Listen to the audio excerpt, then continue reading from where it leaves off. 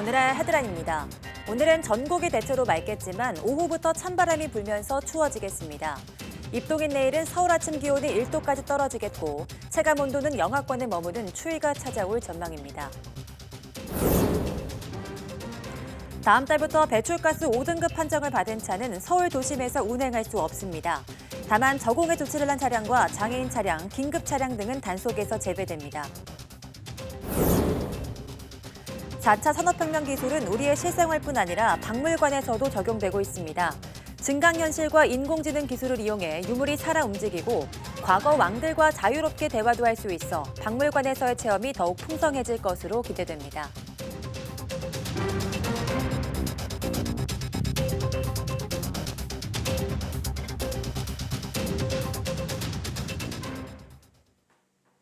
여러분 안녕하십니까? 11월 7일 사이언스 투데이입니다. 오늘은 전국이 대체로 맑겠지만 오후부터 찬바람이 강하게 불면서 추워지겠습니다. 기상청은 오늘 중국 북부지방에 중심을 둔 고기압 영향으로 전국이 맑겠지만 동풍의 영향을 받는 동해안에는 비나 눈이 조금 오겠다고 밝혔습니다. 미세먼지는 오늘 오전까지 중서부 지역을 중심으로 다소 높게 나타나다 오후부터 점차 해소될 전망입니다. 오늘 서울 아침 기온은 6도로 어제와 비슷하겠지만 낮 기온은 14도로 어제보다 3도가량 낮아 쌀쌀하겠습니다. 입동인 내일은 서울 아침 기온이 1도까지 떨어지겠고 체감 온도는 영하권에 머무는 입동 추위가 찾아올 전망입니다. 다음 달부터 배출가스 5등급 판정을 받은 차는 서울 도심에서 운행할 수 없습니다. 위반할 경우 과태료 25만 원이 부과됩니다. 구수봉 기자입니다. 서울 사대문 방향으로 넘어오는 터널 입구에 설치된 카메라입니다. 배출가스 5등급 차량 통행을 제한하기 위해 시범 가동 중인 교통 시스템입니다. 운행 제한 지역은 녹색 교통지역으로 지정된 사대문 안쪽. 평일뿐만 아니라 토요일과 일요일, 공휴일까지 365일, 오전 6시부터 밤 9시까지 적용됩니다. 미세먼지가 거의 재난 수준에 이르렀는데 폐차 직전에 이제 노후 경유 차량을 진입 제한함으로써 그 공기 오염을 좀 막고 미세먼지를 좀 줄이려고 하는 의도가 가장 크고요. 다만 저공해 조치를 한 차량과 장애인 차량, 긴급 차량 등은 단속에서 제외됩니다. 저공해 조치를 신청한 차량은 내년 6월까지, 저감 장치가 개발되지 않았거나 저감 장치를 달 수 없는 자동차는 내년 12월까지 단속이 유예됩니다. 서울시는 이런 내용을 담은 조치를 최종 공고하고 다음 달 1일부터 본격 단속에 들어갑니다. 적발될 경우 과태료가 25만 원입니다. 지난 7월부터 자동차 통행관리 시스템을 시범 운영한 결과 단속 대상 차량이 녹색 교통지역에 하루 평균 2,500여 대가 다니는 것으로 파악됐습니다. 서울시는 단속 전까지 안내문 발송, 외부 광고 등을 통해 운행 제한 조치를 적극 홍보할 계획입니다. 전국 다른 지자체에도 시범 운영 기간 녹색 교통지역에 진입한 단속 대상 차량 정보를 통보하는 등 협조를 요청했습니다. YTN 구수본입니다. 가을 황사와 미세먼지가 다시 기승을 부리기 시작하면서 공기청정기 수요도 늘고 있습니다. 이 공기청정기는 특별한 사용법 고민 없이 그저 작동만 시키면 된다고 생각하기 쉽지만 몇 가지 사항만 알면 더 효율적으로 쓸 수 있다고 합니다. 기정훈 기자가 보도합니다. 국내의 한 연구팀이 개발한 공기청정기 시뮬레이션 프로그램입니다. 원하는 모양의 실내 공간을 설정하고 공기청정기 모델을 골라 놓을 위치만 설정하면 끝. 실내를 가상으로 잘게 쪼갠 뒤 복잡한 방정식을 적용해서 공기청정기를 작동하면 공기가 어떻게 흐를지, 먼지가 어떻게 걸러질지 계산해냅니다. 슈퍼컴퓨터로 돌려야 할 복잡한 작업이지만 쉽게 적용할 수 있도록 단순화하는 데 성공했습니다. 아파트 같은 특정 공간에서 공기 흐름을 계산하고 공기 흐름 안에서 오염물질의 농도의 대류 확산을 계산해서 공기청정기를 어떻게 운영하면 효과적인지를 연구하였습니다. 시뮬레이션 결과 공기청정기는 에어컨처럼 거실 구석에 놓으면 상대적으로 효율이 떨어지는 것으로 나왔습니다. 탁 트인 거실 한가운데 놓는 게 가장 효율적이었습니다. 또 약하게 오래 트는 것보다는 짧더라도 세게 트는 게 더 나았습니다. 가장 통풍이 잘 되고 개방된 위치에 배치를 하시고 풍속을 최대로 하시면 효과가 가장 좋습니다. 그리고 부가적으로 보조 송풍기를 활용하시면 더 짧은 시간에 오염물질이 저감되는 효과를 확인하실 수 있습니다. 흔히 서큘레이터라고 부르는 송풍기를 쓰면 10%가량 공기 정화 속도가 개선되는데 공기를 넣는 방식보다 빼내는 방식으로 쓰는 게 더 낫습니다. 즉 공기청정기가 거실에 있다면 송풍기는 거실보다는 방 안에 둬서 오염된 공기를 거실로 빼내는 방식이 더 효과적이라는 겁니다. 한 공기청정기 업체도 개발에 참여한 이 프로그램은 집마다 다른 실내 환경에서 공기청정기 배치와 운영에 도움이 되도록 실제 활용될 예정입니다. YTN 기정훈입니다. 네, 지난 5월 8명의 사상자를 낸 강릉 수소탱크 폭발 사고는 결국 인재로 드러났습니다. 탱크 안에 폭발 위험 농도 이상의 산소가 들어오면서 폭발한 것으로 조사됐는데요. 어처구니 없게도 산소를 거르는 안전장치 자체가 없었던 것으로 확인됐습니다. 송세혁 기자입니다. 2명이 숨지고 6명이 다친 강릉 수소탱크 폭발 사고. 폭발한 탱크는 물을 전기 분해해 얻은 수소를 저장하는 장치입니다. 이 탱크에 산소가 폭발 범위인 6%를 넘게 유입된 상태에서 정전기 불꽃 등으로 폭발이 일어났다는 게 경찰의 판단입니다. 문제는 산소 감지기와 제거기 등 안전장치 자체가 아예 없었다는 겁니다. 설계 단계부터 빠졌고 제조업체도 이 문제를 발견하지 못했습니다. 경찰과 전문가들은 안전장치를 설치하면 산소를 99.9% 제거할 수 있다고 설명했습니다. 수소에서 산소를 제거하는 설비를 갖추지 않았다는 것은 굉장히 심각한 설계 오류고 그런 장비는 폭발을 할 수밖에 없습니다. 관리도 부실했습니다. 시험 가동할 때 날마다 저장된 수소를 점검해야 한다는 규정이 있었지만 이를 어긴 것으로 드러났습니다. 결국 산소 유입을 막을 안전장치도 없이 시험 가동에 들어간 수소 탱크는 400여 시간 만에 폭발했습니다. 경찰은 과실치사상 혐의로 컨소시엄에 참여한 기관과 업체 직원 1명을 구속하고 9명은 불구속 기소 의견으로 검찰에 넘길 예정입니다. 또 수사 과정에서 드러난 안전관리 문제점을 관계기관에 통보하고 법령과 제도 개선을 건의할 계획입니다. YTN 송세혁입니다. 동아시아 원자력 전문가들이 모여 원전 안전성 강화 방안을 논의하는 동아시아 원자력 포럼이 열렸습니다. 한국원자력산업회의는 경주에서 한중일 3국과 타이완의 원전 전문가 150여 명이 참여한 가운데 포럼을 개최했다고 밝혔습니다. 동아시아의 4개 나라는 일본 후쿠시마 원전 사고 이후 안전대책과 조치에 대한 정보를 나누고 협력을 강화하기 위해 해마다 돌아가며 포럼을 진행하고 있습니다. 한국수력원자력 정재훈 회장은 개배사를 통해 원자력이 신재생 에너지와 공존해 인류에 공헌해야 한다고 밝힌 뒤 동아시아 포럼에 다른 나라들이 참여해 더 큰 민간 협의체가 되길 바란다고 제안했습니다. 네, 이란이 예고한 대로 포르도 농축시설의 원심 분리기에 우라늄 기체를 주입했다고 확인했습니다. 베후루즈 카말반디 원자력택 대변인은 나탄즈 농축시설에서 우라늄 기체 6불라우라늄 2,000kg을 포르도 시설로 옮겼다며 6일 자정을 기해 원심 분리기를 가동한다고 밝혔습니다. 이어 모든 활동은 국제원자력기구 IAEA의 입회와 감시 아래 이뤄졌다고 강조했습니다. 6불라우라늄을 넣고 원심 분리기를 고속으로 회전하면 원자력 발전에 연료나 핵무기를 쓸 수 있는 원자량 235의 우라늄 농도가 점점 높아집니다. 이란은 미국의 일반적인 핵 합의 파기에 대응해 지난 5월부터 60일 간격으로 합의 이행 범위를 단계적으로 축소했으며 포르도 시설 가동은 4단계 조치입니다. 네, 4차 산업혁명 기술은 우리의 실생활뿐 아니라 박물관에서 유물을 관람하는 풍속도 바꿀 것으로 보입니다. 유물이 살아 움직이고 과거 왕들과 자유롭게 대화도 할 수 있는데요. 이르면 내년 상반기 국내 박물관에 도입될 예정입니다. 최소라 기자입니다. 1700여 년 전 신라인들이 사후세계에 대한 염원을 담아 만들었던 오리 모양 토기. 증강현실을 통해서 바라보니 오리가 살아있는 듯 날개를 펄럭이고 눈앞으로 뒤뚱뒤뚱 걸어오기도 합니다. 더 생동감 있게 만든 거겠지만 저희가 볼 때는 되게 정적인 유물이잖아요. 근데 그걸 이제 생동감 있게 볼 수 있다는 게 좀 더 재밌었던 것 같아요. 신라 지배인의 무덤에서 발견된 금동 신발은 이리저리 돌려보거나 밑창까지 자세히 관찰할 수 있습니다.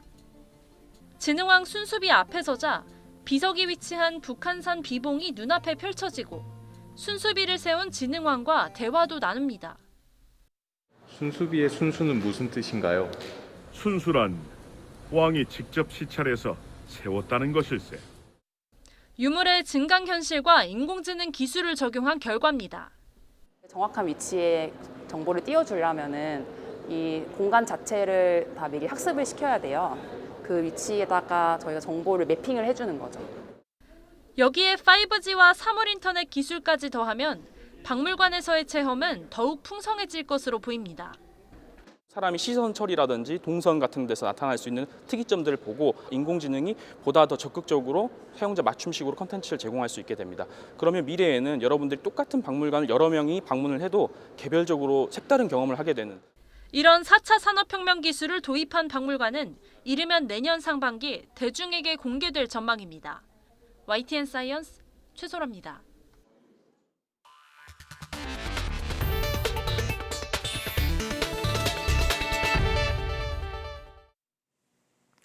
강원도 철원과 경기도 파주에서 발견된 야생 멧돼지 폐사체에서 아프리카 돼지열병 바이러스가 잇따라 나왔습니다. 어제 오전 8시 반쯤 강원도 철원군 원남면에서 수색하던 군부대가 멧돼지 폐사체를 발견했습니다. 또 오전 9시쯤 경기도 파주시 진동면에서 농민이 멧돼지 폐사체를 발견해 신고했습니다. 환경부는 폐사체에서 시료를 뽑아 정밀 검사한 결과 아프리카 돼지열병 바이러스가 확인됐다고 밝혔습니다. 이로써 바이러스가 검출된 야생 멧돼지는 22마리로 늘었습니다. 세계 전력 산업의 모든 것을 선보이는 빛가람 국제전력기술 엑스포 빅스포가 개막했습니다. 올해로 5번째를 맞으면서 지식과 기술 공유에서 나아가 비즈니스와 채용 기회까지 제공하는 장이 되고 있습니다. 나연호 기자입니다. 우주 태양광 발전소가 고장나자 로봇팔과 사람팔을 동기화해 고쳐냅니다. 머지않은 미래에 실현될 기술입니다. 이처럼 현재와 미래 세계 전력 기술을 한눈에 볼 수 있는 빛가람 국제전력 기술 엑스포가 광주에서 개막했습니다. 가장 큰 공간을 차지하는 신기술 전시회에는 인파가 몰려 발 디딜 틈이 없습니다. 지멘스, 노키아를 비롯한 글로벌 기업부터 신생 벤처기업까지 300여 개의 회사가 참여했습니다. 아무래도 이 전시회가 태양 전지 발전소 쪽 관계자들도 많이 오고 제조사들도 많이 오기 때문에 저희들 제품 판매에는 큰 도움이 될 것 같습니다. 국제 발명 특허 대전과 일자리 박람회도 열려 채용 기회까지 제공하고 있습니다. 4차 산업혁명 시대에 기술들을 어떻게 융합할 것인지를 모색하는 게 빅스포의 주요 목적입니다. You will envision a hyper-connected society in which everything is connected through digital technologies such as the Internet of Things, big data, and artificial intelligence. Also, you may get a glimpse of a mega shift that the development in power industry will unfold. 에너지 전환과 디지털 변환이라는 주제로 열리는 빛가람 국제전력 기술 엑스포는 오는 8일까지 계속됩니다. YTN 나연호입니다. 해바라기처럼 햇빛을 따라 움직이는 물질이 개발됐습니다. 미 로스앤젤레스 캘리포니아대 연구팀은 빛과 온도에 각각 반응하는 화합물을 섞어 햇빛을 따라 움직이는 선봇을 개발했다고 밝혔습니다. 선봇은 빛을 받으면 빛 반응 물질이 빛을 열로 전환하는데 이어 열 반응 물질이 수축하면서 선봇이 빛의 각도를 따라 구부러집니다. 이어 빛의 각도에 맞게 구부러지면 수축하던 부위는 빛을 받지 않아 열이 식고 수축을 멈춰 빛을 최대로 모을 수 있는 각도가 유지되는 원리입니다. 연구팀은 이 기술이 태양 전자판에 최적화하거나 로봇을 움직이는 데 사용할 수 있을 것으로 전망했습니다. 특히 기존 태양 전지는 발전 효율이 20%대에 불과하지만 이 물질을 활용하면 발전 효율을 90%대로 끌어올릴 수 있다고 설명했습니다. 이재용 삼성전자 부회장이 인공지능 분야의 세계적 석학들을 만나 삼성전자의 미래 전략에 대해 논의했습니다. 삼성전자는 이 부회장이 서울에서 딥러닝 연구를 선도하는 요슈아 벤지오 캐나다 몬트리올대 교수와 뇌신경공학 기반 인공지능 연구 개척자인 세바스찬 승 미국 프린스턴대 교수와 만났다고 밝혔습니다. 이 부회장은 이 자리에서 더 큰 꿈을 실현할 수 있도록 생각의 한계를 허물고 미래를 선점하자고 말했습니다. 삼성전자는 지난 2017년 캐나다에 AI 랩을 설립해 세계 4대 AI 권위자인 요슈아 벤지오 교수와 함께 영상, 음성 인식 등 AI 알고리즘을 개발하고 있습니다. 네, 한국전기연구원이 인공지능 강국 가운데 하나인 캐나다와 함께 인공지능 공동 연구에 나섭니다. 한국전기연구원은 최근 강소연구개발특구로 지정된 경남 창원시와 캐나다 워털루대와 함께 한 캐나다 인공지능 과학기술 협력 사업을 위한 양해각서를 체결했다고 밝혔습니다. 이번 협약으로 인공지능과 정보통신 원천 기술을 공동으로 연구해 지역 중소기업에 적용하는 인공지능 공동연구실이 내년 한국전기연구원과 워털루대에 각각 설치됩니다. 한국전기연구원은 이런 연구를 통해 창원시의 선진 인공지능 기술을 접목해 작업 생산성을 획기적으로 높일 지능형 공장을 갖춘 스마트 산단을 구축할 계획이라고 말했습니다. 네, 국내 농업기술의 과거와 미래를 한눈에 볼 수 있는 박람회가 경남 진주에서 개막했습니다. 첨단 농기계는 물론 세계 각국의 농식품을 맛보고 살 수도 있다고 하는데요. 오태인 기자가 현장 다녀왔습니다. 딸기가 가득 들어찬 비닐하우스 안. 바닥에 깔린 레일 위로 로봇이 천천히 움직입니다. 잘 익은 딸기 앞에 멈춰 서더니 로봇팔이 손을 뻗어 딸기를 땁니다. 사람이 할 일을 로봇이 대신하는 겁니다. 사람은 밤낮으로 작업을 못하지만 이 로봇은 밤낮으로 딸 수 있습니다. 그래서 노동력 절감이 아주 많이 기대가 됩니다. 이런 첨단 농업 기술을 확인할 수 있는 박람회가 경남 진주에서 막 올랐습니다. 조작이 훨씬 쉬워진 대형 농기계와 이미 널리 보급된 농업용 드론도 전시됐습니다. 맛도 보고 바로 살 수 있는 세계 각국 농식품은 관람객들의 발길을 사로잡습니다. 맷돌 돌리기 등 옛날 농업 방식을 직접 해볼 수 있는 다양한 체험거리도 마련됐습니다. 농업을 한눈에 보고 또 농업을 직접 배울 수 있는 그런 프로그램들을 마련했습니다. 어린이들이 우리 농업을 많이 체험을 할 수 있을 것으로 생각을 합니다. 국내 수출업체와 해외 17개국 구매자를 이어주는 수출 상담회까지 열리는 진주 국제농식품 박람회. 첨단 농기계와 농법을 한눈에 볼 수 있는 이번 박람회는 오는 10일까지 계속됩니다. YTN 오태인입니다. 첨단 백신 산업의 미래를 한눈에 볼 수 있는 국제 백신 포럼이 전남 화순에서 열립니다. 네, 올해로 4번째를 맞는 국제 백신 포럼은 치료 백신과 면역 치료의 미래를 주제로 화순 한의용 문화스포츠센터에서 개최됩니다. 올해 포럼은 백신 산업과 면역 치료에 대한 나라 안팎의 동향을 공유하고 발전 방안을 모색하는 주제 발표와 면역 치료에 관한 전문적인 내용을 발표하고 토의하는 전문가 서밋으로 진행됩니다. 2019 화순 국제백신 포럼에는 데이비드 와이너 국제백신학회장 등 의료계와 학계, 기업계 인사 등 모두 800여 명이 참석할 예정입니다. 전라남도는 지난 2011년부터 국비 34억 원 등 모두 55억 원을 투자해 독일 프라운호퍼 연구소, 전남대 병원 등과 함께 암 면역세포 치료제 연구와 개발을 추진해 모두 13건의 특허를 출원했습니다.